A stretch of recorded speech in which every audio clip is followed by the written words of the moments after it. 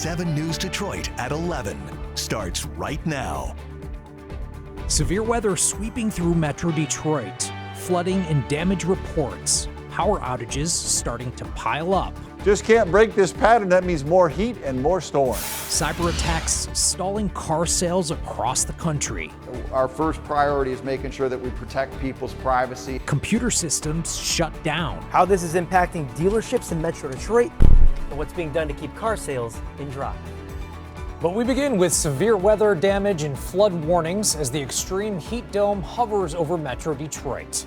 Good evening and thank you for joining us. I'm Mike Duffy. Now we're getting reports into the newsroom of downed trees and power lines. That happening as parts of Macomb County are under a flood warning right now. Take a look at this video from Shannon McRae. She was in a shopping center parking lot on 12 Mile in Gratiot, caught in severe storms that brought hail and winds that shook her car. And Paul Cusmano sending us this photo of a massive tree down blocking Emery Street just off of Martin Road.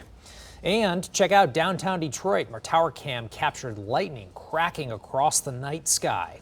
And right now, DTE is reporting at least 37,000 power outages. Now, we have team coverage of the severe storm aftermath, beginning with 7 First Alert Chief Meteorologist Dave Rexroth. And Dave, you've been busy tracking these storms all evening. Yeah, it's the heat and humidity we've been talking about for days now, and it just erupted in a different way, in a more expansive way tonight than other nights. And we still have a concern here in sections of Macomb and St. Clair County. It's a severe thunderstorm warning until 11:45. That's another 45 minutes from now. Now, I'll tell you that it works its way from Port Huron back here north of Richmond, and it doesn't go south much of Marine City. But in Algonac, Harson's Island, the southern sections of St. Clair County, the brightest reds are from Marine City down to you. These are the higher speeds looking at the velocity inside the storm. So you should behave all the way down to Algonac that you are in this warning. Again, it goes to 11:45. It's about 60 mile per hour winds. I'll put it into motion. You'll be able to see the northern section of the storm is fizzling a bit, while the southern section of the storm has turned a bit more east. And so again, Algonac, you're in the middle of this, northern sections of the lake as well. And so this is going to be a problem for a while yet. It is a little bit less intense now from Richmond up to Port Huron, which is very, very good. The storms have been hanging here in Macomb County and some sections of St. Clair County for a long time. So there's a flood advisory until 12:30 in the morning. There's been as much as 3 inches of rain already, and we're going to probably see another inch or so as we go along. Still some action back to our southwest, but that's going to take a little time to get here. We'll be here all night watching that. That probably falls apart. We've got people out and about. 7 News Detroit reporter Brett Cast has been looking at damage in Beverly Hills. Brett, what'd you find?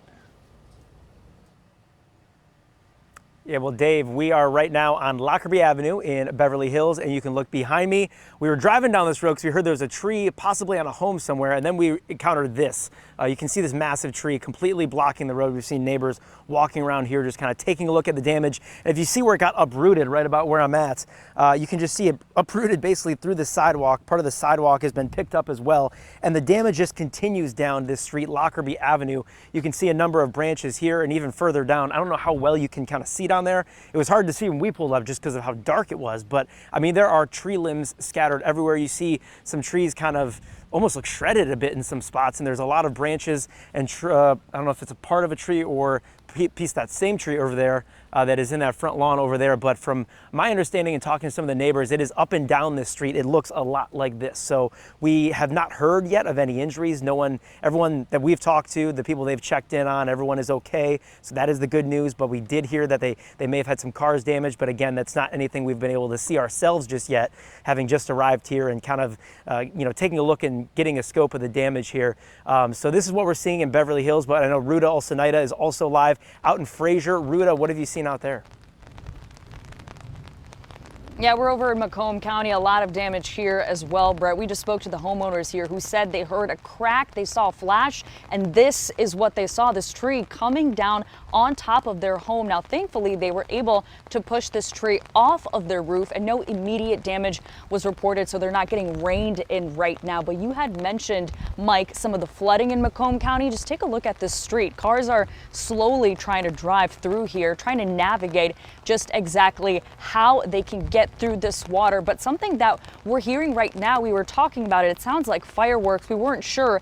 Well, we just saw sparks coming from a utility pole. We now hear firefighters on their way. We hear the sirens, so we do know that across that way lines were down. We did see DTE there before, but that is an ongoing problem here. Neighbors, they are calling DTE just to make sure everyone remains safe. And Brett, you saw a lot of damage. We're seeing damage here in Fraser, but also a similar thing happening in Roseville on Normal Street. There is a tree that snapped in half. It landed on a backyard fence.